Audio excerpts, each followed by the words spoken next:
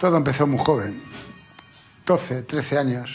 Los amigos, mi cobardía, mi timidez, mi primera fiesta en el colegio, mi primera borrachera con 13 añitos, esa sensación de valentía, esa sensación de que era yo un algo y que era importante, sobre todo importante.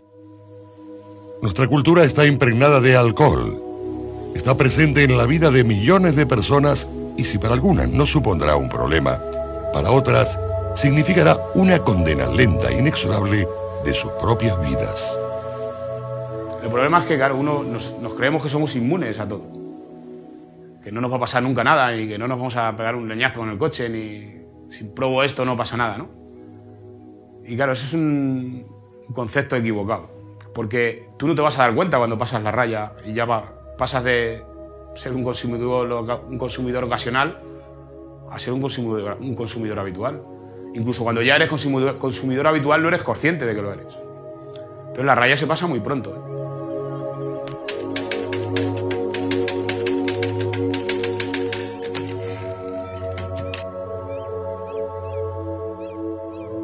Pero, ¿qué es el alcoholismo? ¿Cuándo se puede determinar que una persona es adicta al alcohol? El alcoholismo no significa que bebas mucho ni que bebas pocos. Significa que dependas del alcohol. Se puede ser alcohólico tomando una copa o un whisky como 20. El problema es que con un whisky físicamente te daña menos, o económicamente. Cuando bebas más, pues tienes más daños físicos y familiares y económicos. Pero sobre todo es eso, cuando una persona que sepa que le hace daño el alcohol, o que su familia le diga no bebas tanto, porque cuando bebes te pones de esta forma, o falta el trabajo y al día siguiente continúa bebiendo, tiene un problema del alcohol. El alcoholismo es una enfermedad en toda regla.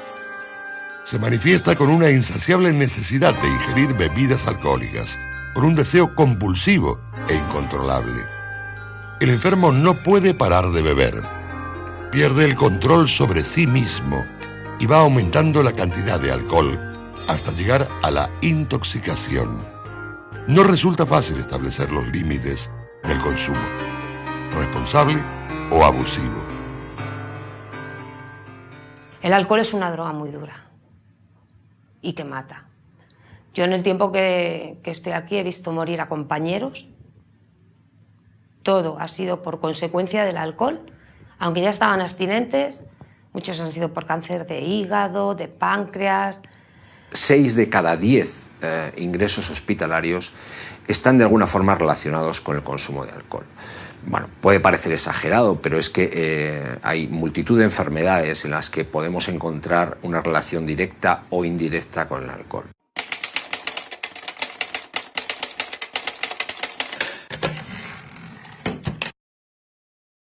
El alcoholismo puede provocar varias enfermedades paralelas: la cirrosis hepática, la pancreatitis crónica, la cardiomiopatía alcohólica, trastornos neurológicos y enfermedades mentales, demencia alcohólica, trastornos de ansiedad y trastornos afectivos, entre otros. De hecho, tuve dos intentos de suicidio. De suicidio.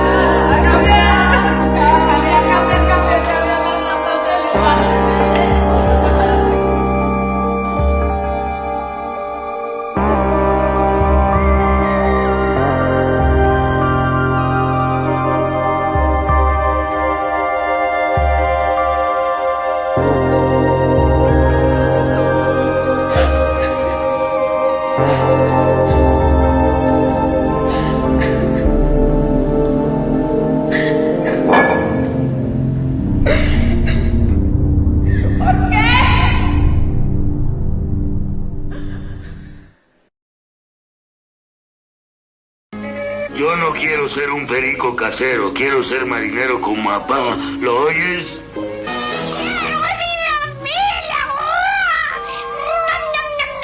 Pero tu padre se dio al vicio y diariamente se bebía 40 botellas de vino. Un día en que parecía una cuba de alcohol...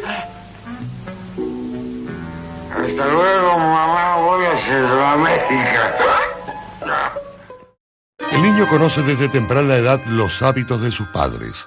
Inicia sus primeras experiencias en la adolescencia, cuando el vaso de vino acompaña a cada comida. Y finalmente se aventura individualmente al hábito de beber entre amigos, iniciándose así en el consumo habitual que tanto perjudicará su cuerpo y su mente. No estoy de acuerdo con la gente que beba en casa delante de los niños pequeños, porque ese niño mañana tiene 13, 14 años, se pone a beber y el padre dice, no bebas, que es malo.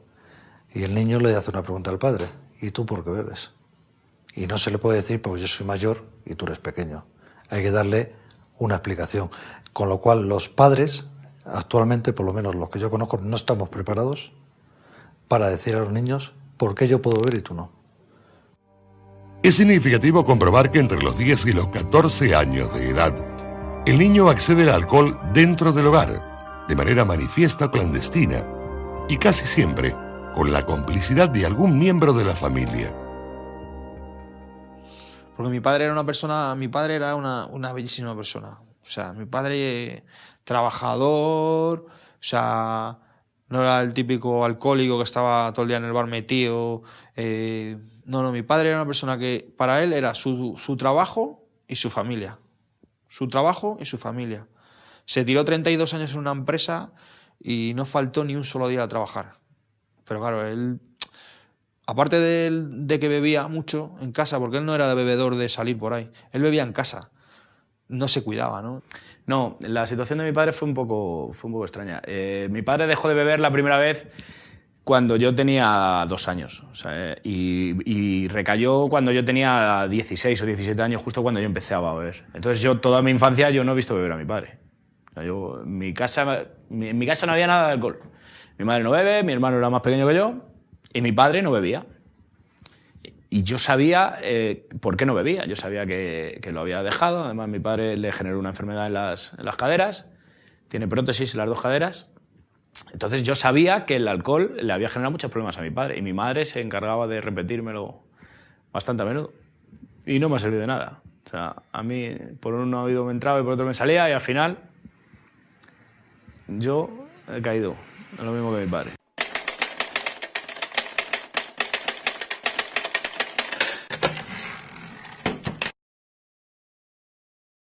Hay estudios de hace muchísimos años donde se sabe que si en una familia hay un alcohólico, el riesgo de que sus hijos sean alcohólicos está en torno al 20-25%. Por lo tanto, el alcoholismo, de alguna manera, se transmite a nivel familiar. Uno puede pensar, ¿pero qué se transmite? ¿Se transmite algo en los genes o se transmite la manera de beber?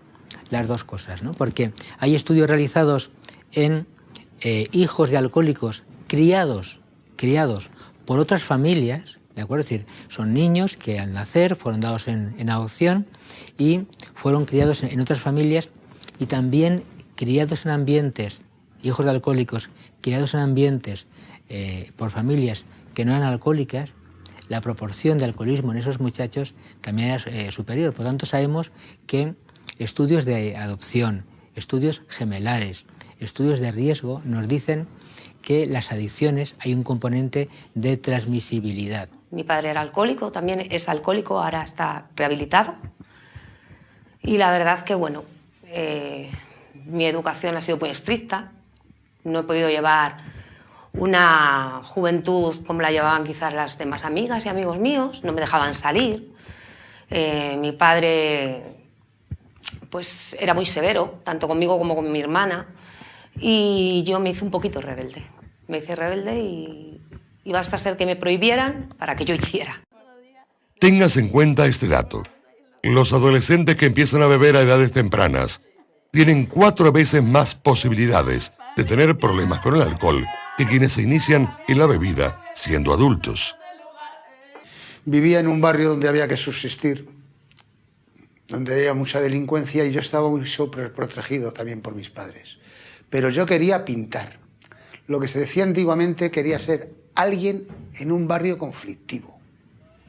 Seguí bebiendo y me daba resultado. Me sentía importante, me sentía recogido por aquellas personas que para mí eran importantes y empecé a coger la costumbre de beber. Mala palabra, costumbre. Beber por la mañana, un poquito a escondidas en el colegio, volver a beber un poquito por la tarde, así día tras día. Fui creciendo.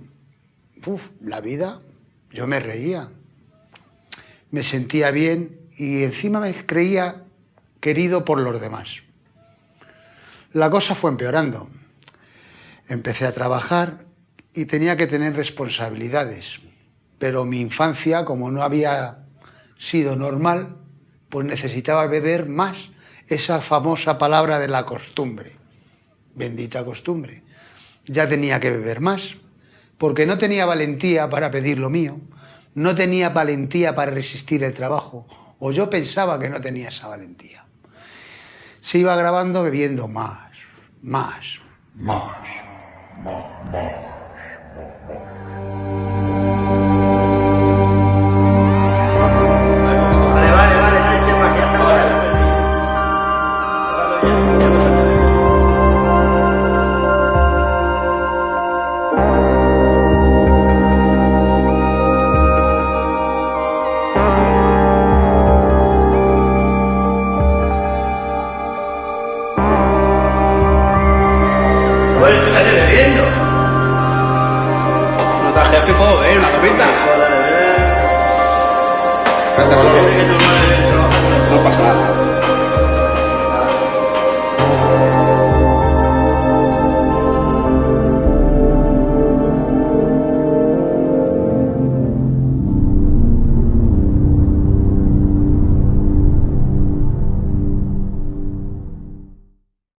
Yo me acuerdo que en mi época a lo mejor no había tanta información y los padres no hablaban con sus hijos tanto de estos temas. Ahora, gracias a la información que hay, pues yo recomiendo que sobre todo los padres hablen mucho con sus hijos y que les den el ejemplo, que no lo hagan.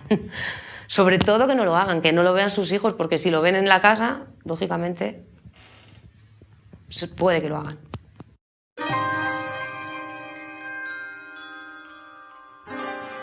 Inmersos en la cultura del alcohol, los jóvenes consideran que la bebida es la principal fórmula posible de diversión. Utilizan la bebida para consolidar amistades, para reafirmarse dentro del grupo social al que pertenecen y también para imponerse a los adultos. Un joven que rehúsa tomar bebidas alcohólicas quedará automáticamente marginado de su entorno de amistades, ya que el alcohol se convierte en el único vínculo que le da sentido a la relación que ellos establecen para enfrentarse a la realidad de todos los días. Entonces, claro, los jóvenes tendemos a que somos inmunes a todo. Y nos vamos, y claro, y si vas y no bebes, eres el mariquita del grupo, o eres el... Porque eso nos ha pasado a todos de jóvenes. Lo que pasa es que no sabes si te va a tocar. Esto es una lotería. Lo que pasa es que los jóvenes, cuando somos jóvenes, jugamos muchos números.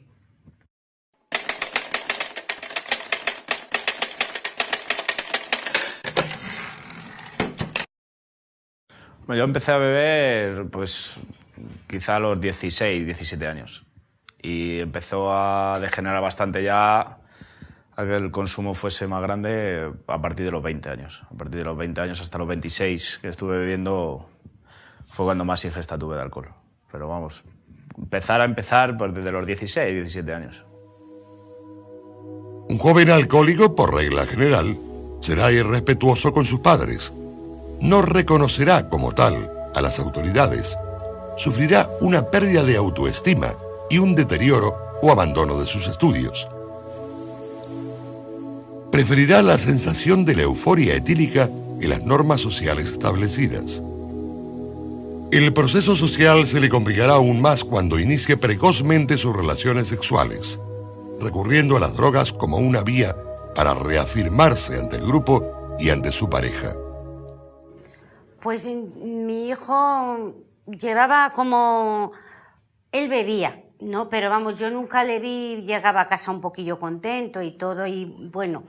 Pero a raíz que empezó a salir con una chica, pues empezó a agravar las cosas porque la chica esta se ve que era alcohólica y en vez de salir y tomarse un whisky, compraban una botella y hasta que no se la bebían no paraban. Y entonces, a raíz de que empezó con esa chica y lo dejaron, yo ya empezaba a ver botellas de whisky en el canapé, cervezas por allí escondidas. Y entonces yo ya me di cuenta de que a raíz de ahí mi hijo tenía un problema. Y mi madre tomó la decisión de venir a esta asociación y me trajo aquí, porque yo, si no hubiera sido por mi madre, yo no estaría aquí. Eso lo tengo muy claro. Tomé la decisión de venir con ella aquí y empecé, y mucho antes de que empezara, porque claro, esa relación que había tenido con esa chica ya la había roto. Y justamente a los 6 meses o por ahí empecé otra relación con una chica que conocí en mi trabajo, la cual quería muchísimo también, pero me dejó. Me dejó porque, claro, no podía estar conmigo porque la engañaba, bebía a escondidas, quedaba con ella, no iba. La engañaba.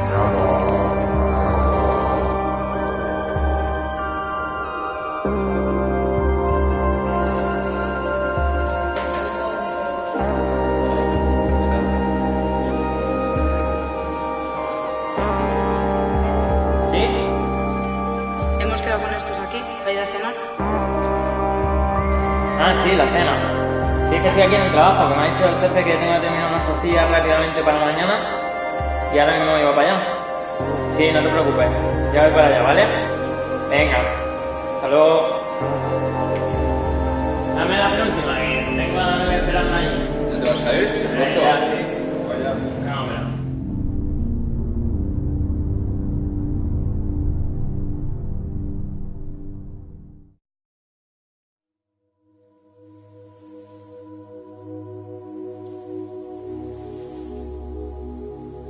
Pero, ¿cómo percibirán los padres el potencial de peligro que puede estar acechando a su hijo?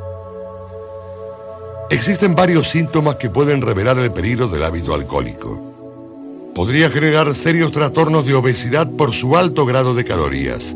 Tiene frecuentemente sensaciones de mareos y vómitos. Hace y dice cosas en las que después casi siempre se arrepiente. Crea situaciones de conflicto, enfrentándose a sus amigos. Genera cuadros de inmadurez e indefensión ante su entorno. Yo creo que la misma persona, cuando nos vemos que no somos capaces de controlar algo que tomamos, ya sea el tabaco, sea el alcohol, sea la comida, vemos que hay una falta de control, no hay un autocontrol como teníamos antes, ahí es cuando hay que pedir ayuda. Lo que pasa es que para eso hace falta tener un vínculo social, familiar, para poder desahogarte y decir, necesito ayuda, ¿no? Porque el paciente es el primero que tiene que saber que tiene un problema.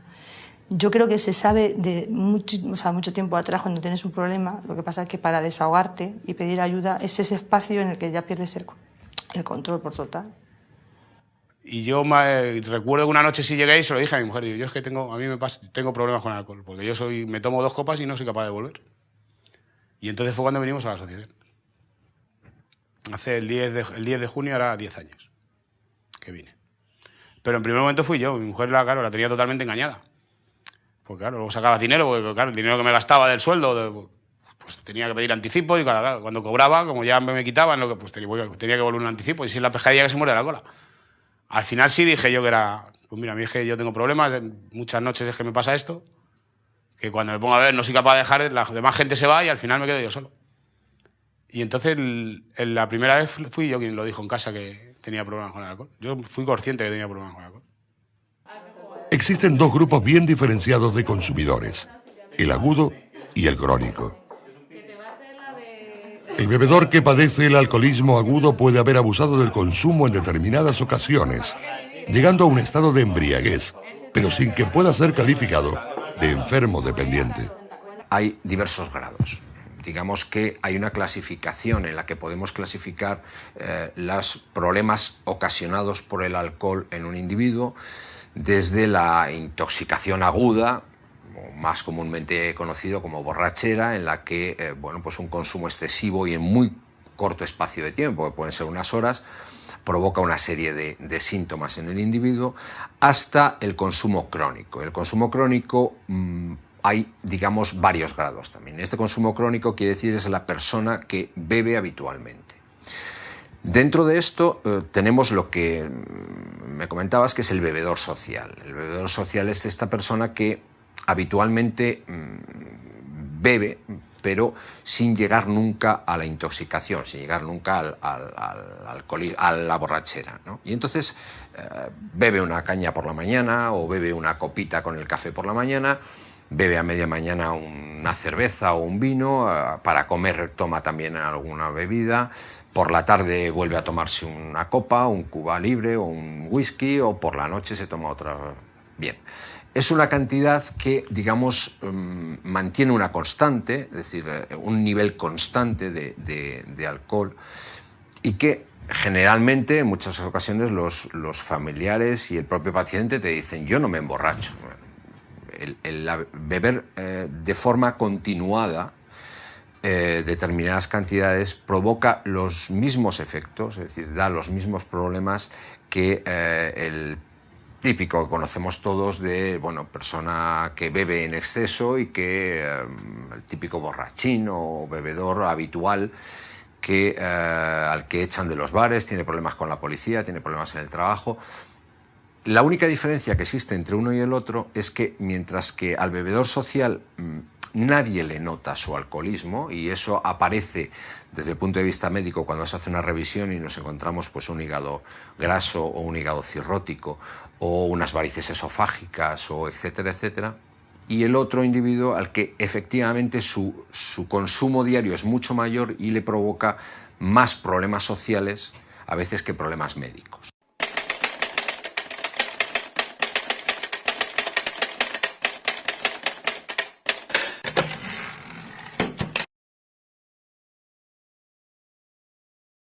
Los alcohólicos no suelen venir cayéndose por el suelo.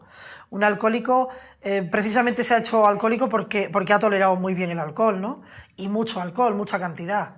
Entonces, no es habitual verles bamboleándose ni tropezándose ni nada. Es más habitual que llegue la agresividad, ¿no? El carácter agresivo es lo que más se percibe en un alcohólico. ¿Cuándo se produce el cambio en el individuo con respecto al alcohol? ¿En qué momento cruza la frontera de la moderación y la adicción? Es tan sutil la frontera que nadie la conoce. Por eso es peligrosa. El desconocimiento absoluto lleva al bebedor a un estado de evolución etílica en el que no puede distinguir entre un principio ni un fin. Yo empecé con él cuando yo tenía 15 años. Y él ya bebía, lo que pasa que no bebía, claro, las cantidades que bebía luego al final. Y con 20 años, yo tenía 20 años cuando me casé y él tenía 23. Y ya ahí, al estar viviendo con él, es cuando me di cuenta de todo lo que bebía. Pero al principio tampoco le daba yo mucha importancia, porque yo me pensaba que era una cosa muy normal, que bebían la gente, salían de trabajar y bebían y no le daba mucha importancia. Y no le daba mucha importancia. No le daba mucha importancia. No le daba mucha importancia.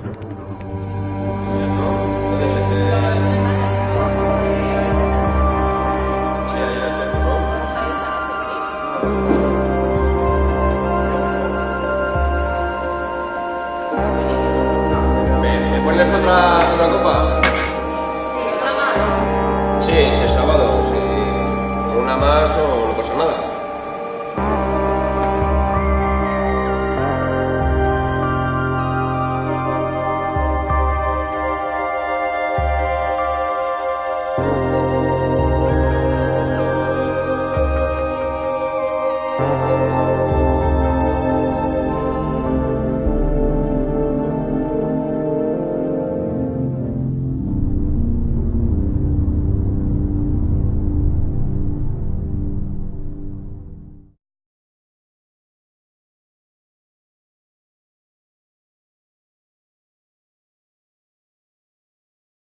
A pesar de que las mujeres beben menos que los hombres, el consumo habitual ha ido aumentando en los últimos años. Las que abusan de la bebida tienden a consumir mayores cantidades que los hombres. Considerando las características biológicas diferenciales, la mujer desarrolla problemas de salud con dosis menores y en menor tiempo de consumo. A la mujer bebe más en casa. Y si la mujer tiene un problema y acude al alcohol para solucionarlo, para buscar una vía de escape, lo hace en casa, lo hace a escondidas. Entonces hay mucha mujer alcohólica, mucha, pero es como yo digo, no salen del armario, ¿no? Están en sus casas, metidas, escondidas, ¿no? Y yo, como en mi caso era beber con mi marido, beber en la calle y tal, pues quizás se me ha visto más. Pero yo conozco casos de gente que han bebido en su casa, de compañeras que están aquí y que su alcoholismo ha estado dentro de sus casas, de puertas para afuera no se ha visto. Entonces es más difícil que ellas salgan a la luz, a no ser que haya estado el familiar, bien sea el marido, un hijo, y las haya sacado de ahí y las haya traído a un sitio como estos, ¿no? Pero hay mucha mujer alcohólica y las mujeres alcohólicas no somos comprendidas como el hombre alcohólico, para nada, ¿eh? Una mujer alcohólica puede malinterpretarse. El alcoholismo de la mujer puede ser el decir, esta mujer es una cualquiera, y no se la considera como una mujer alcohólica.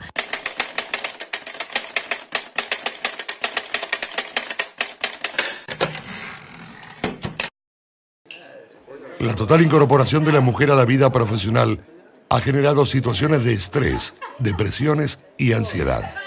Muchas veces, estas situaciones han intentado mitigarse con el consumo de bebidas alcohólicas. Lo de la mujer socialmente todavía no está bien visto. Beben más, son más vulnerables, se hacen alcohólicas antes que un hombre, por el organismo que tienen. Si un hombre a lo mejor necesita 2 años, a lo mejor una mujer necesita 1 para hacerse alcohólica. Pero vamos, socialmente está muy mal visto. De hecho, los expertos sostienen que la mujer está expuesta a iniciarse en el consumo de alcohol antes que el hombre, tras sufrir acontecimientos traumáticos, como puede ser el divorcio, la viudedad o los abusos sexuales, entre otros. Generalmente el alcohol tiene muchos matices, por eso es una droga tan compleja, ¿no? El alcohol puede producir alegría, pero también puede producir tristeza, puede producir... Fundamentalmente, cuando la gente utiliza el alcohol, cuando lo va buscando, lo utiliza para no pensar, para evadirse, para alejarse de los problemas.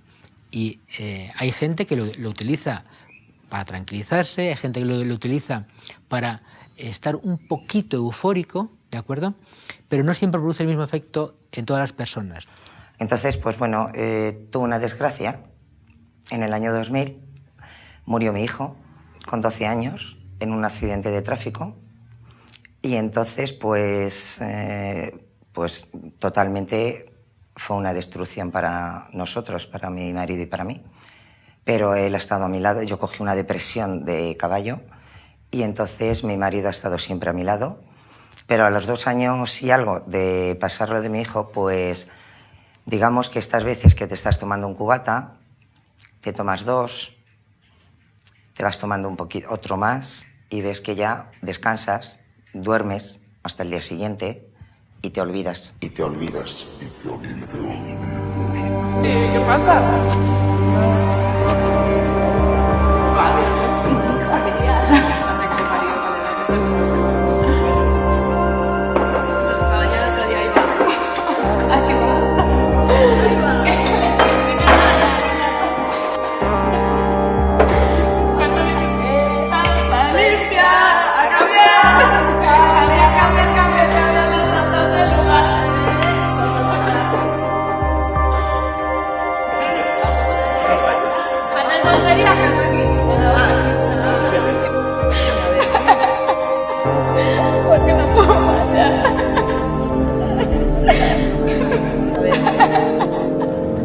Porque no puedo más ya.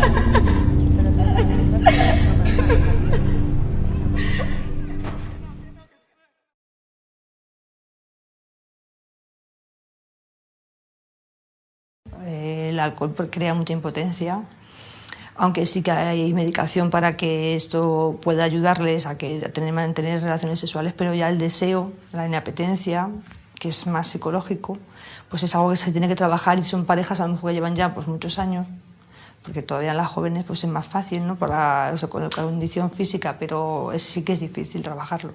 El alcohol cubre un amplio espectro de dolencias y desórdenes en el cuerpo humano.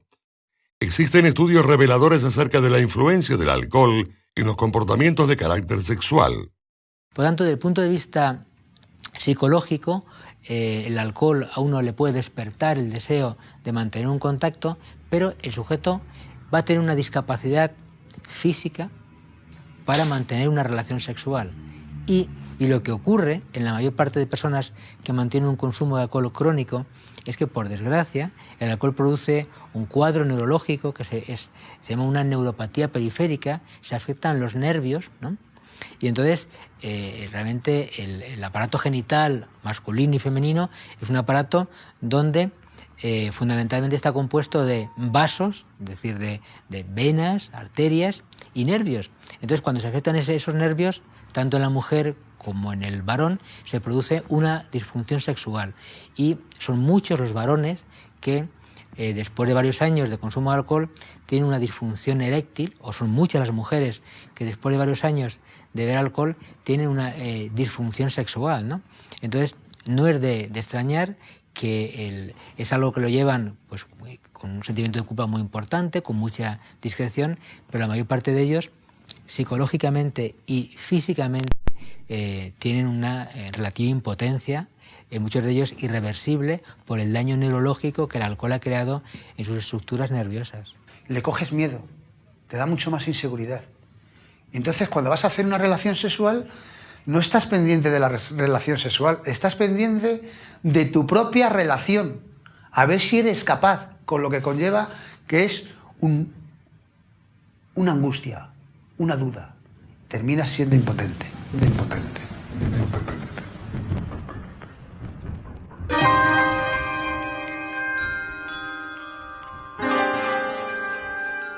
La personalidad o predisposición del bebedor es un factor influyente en la toxicomanía alcohólica.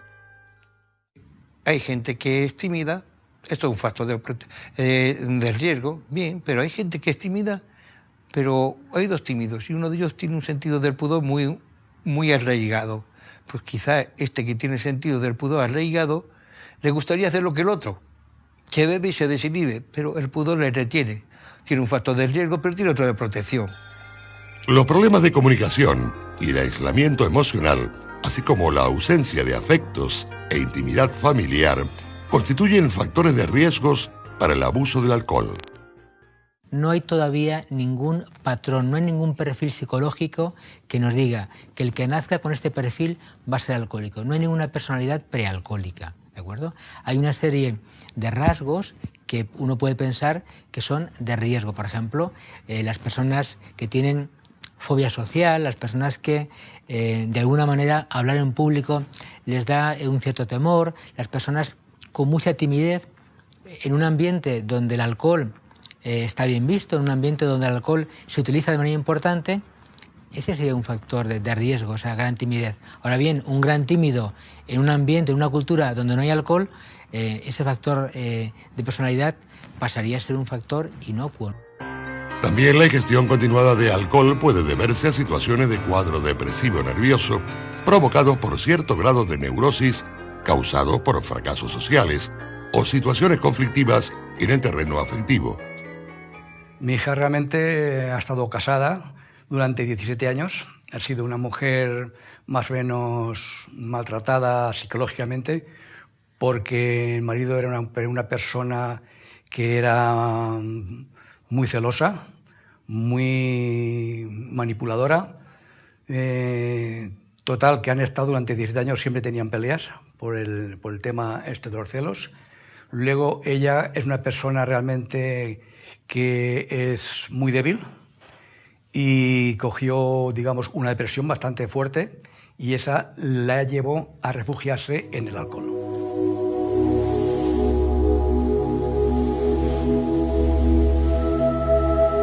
Quiero dejar de beber. Es la primera afirmación que debe plantearse la persona que abusa del alcohol y quiere dejarlo definitivamente. Pero existe un momento crucial, el citado síndrome de abstinencia. ¿Qué es la abstinencia? Pues es la aparición de una serie de síntomas, algunos de ellos terroríficos, como alucinaciones y deliriums, el delirium tremens famoso, en el que los pacientes ven animales y bichos corriéndoles por el cuerpo y estas cosas. Todos los enfermos, todos, absolutamente todos los enfermos dependientes de una sustancia temen la abstinencia, porque significa sufrimiento y porque significa pasarlo muy mal. Su síndrome de abstinencia es cuando ya se levantan por las mañanas con síntomas típicos del síndrome de abstinencia, temblores, arcadas secas, sudoración, ansiedad. Entonces, cuando aparece ese síndrome de abstinencia, lo que es muy aconsejable es que no intenten dejar de beber por su cuenta. ¿Por qué? Porque dejar de beber por su cuenta implicaría pasar el síndrome de abstinencia y se les puede complicar. Lo razonable es que acudan a un médico. De hecho, ningún médico le va a decir a un paciente, mire, váyase usted a casa y no beba, si tiene un síndrome de abstinencia. La obligación del médico es o darle una medicación para que no tenga síndrome de abstinencia o decirle que, mire, hasta que yo no lo pueda ingresar, de momento intente usted beber para no encontrarse mal, ¿no? Es decir, porque si tú a un paciente no le das ninguna alternativa y le dices que no beba y tiene un síndrome de abstinencia complicado, la responsabilidad es tuya por haberle dicho que no beba, ¿no? El enfermo alcohólico en muchas ocasiones no tiene acceso directo al consumo de alcohol y entonces puede llegar a beber cualquier cosa que se le asemeje remotamente, desde un disolvente hasta no sé, cualquier producto de químico de la empresa o de la cocina o del coche o vaya usted a saber. Porque es muy grande la necesidad de consumo en ese momento, mucho temor el que tengo a los síntomas que me presentan cuando no consumo y tengo una gran dependencia. Hay que tener en cuenta que hay dos síndromes de abstinencia que pueden ser mortales. El síndrome de abstinencia al alcohol, con el delirium tremens. Actualmente, un delirium tremens ingresado en un hospital, es decir, un cuadro grave como un delirium tremens en un hospital se nos puede morir. El 10% de los delirium tremens en un hospital fallecen, es decir, que a pesar de estar en un hospital fallecen. Y el otro cuadro grave también es el síndrome de abstinencia a las benzodiazepinas, a los tranquilizantes. Son los dos únicos síndromes de abstinencia que pueden ser mortales, ¿eh? No es mortal el de la heroína, no es mortal el de la cocaína, no es mortal el de la nicotina, no es mortal ninguno de ellos, salvo el de los tranquilizantes, el de las benzodiazepinas y el del alcohol.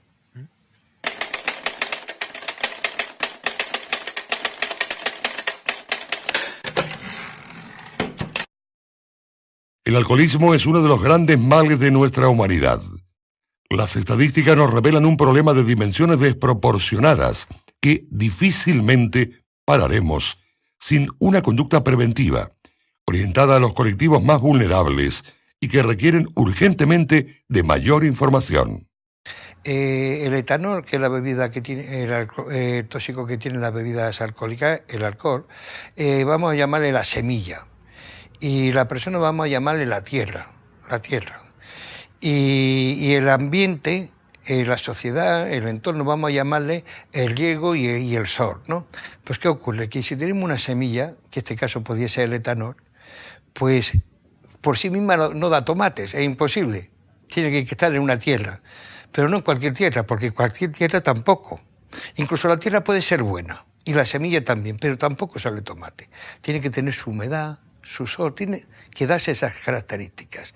Y cuando se da todo ese conjunto de circunstancias, entonces esa personalidad, esa tierra que tiene esas características, esa codificación que tenía, si entra la semilla y encima se dan los ambientes propicios y tal, los usos, entonces sí vamos a tener frutos, vamos a tener tomates, aquello que sea la semilla, ¿no? Es decir, no es por casualidad, es multicausal y tal. Y uno de los factores, y metiéndome lo de antes, es este entorno, este sol, este agua y tal, que la familia, mi entorno, mis mayores me enseñan. Un alcohólico no hace inicialmente nada diferente de su hermano, su primo, su cuñado, su vecino, su compañero de trabajo, de estudio, lo mismo. Y resulta que llega un momento en el cual su entorno, aquellos que le quieren, le dicen que no puede seguir así, que tiene que dejar de hacer esto y que tiene que vivir de una manera diferente, hacer como los demás. Y en este sentido el alcoholismo es cruel en todos los aspectos, y en este también, porque es la familia quien a uno le quiere, le está pidiendo un imposible, le está exigiendo a un enfermo que no sea enfermo, que no tenga comportamientos, y la persona es un enfermo. ¿Quién vio que enfermaba? ¿La familia? ¿Los amigos? ¿La sociedad? Nadie vio que enfermaba. Después, cuando hay consecuencias, cuando hay un consumo alarmista, entonces la sociedad sí, la familia sí, su entorno le dice, oye, pero cuando estaba enfermando, cuando la sociedad, esos amigos, esos vecinos, cuando todo el mundo contribuyó a que esa persona consumiera un tóxico que tenía unos riesgos, ¿quién se dio cuenta de que estaba enfermando? Nadie. Y eso es cruel, que se le pida un comportamiento normal a un enfermo, que es como decir, tú no puedes estar enfermo, le tratas de cualquier manera menos de enfermo. Eso es una sociedad cruel. Pero claro, también es cruel que el enfermo acabe con la familia, acaba con su vida y acaba con el enfermo. Eso también es cruel. Por eso nosotros decimos que aquí no hay culpables. Todos somos víctimas.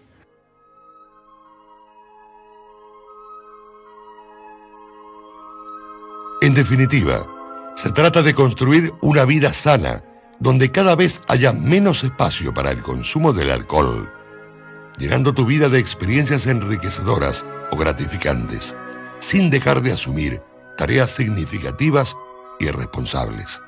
Así, conseguiremos seguir evolucionando en esta gran aventura de la vida.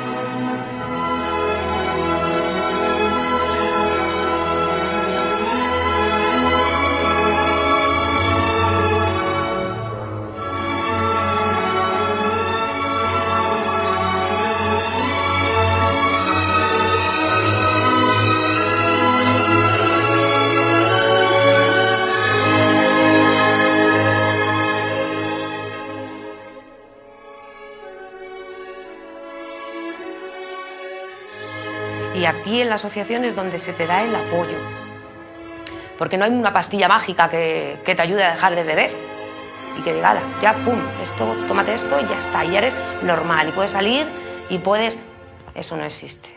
Pero sí puedo decir que se puede vivir sin alcohol. Se puede vivir perfectamente sin alcohol. Pero es que yo decido dónde voy o con quién quiero ir. Yo sé perfectamente dónde tengo que ir y dónde no tengo que ir. O dónde me puedo poner en peligro. Con lo cual, uno es libre cuando deja de beber y toma sus propias decisiones. No que me las tome nadie por mí. Yo ya sí sé lo que no quiero vivir. Y sí estoy aprendiendo a saber lo que sí quiero vivir. Yo lo que diría y recomendaría que en esta vida no hay nada que exista, por muy doloroso que sea, tener que coger una botella, para nadie.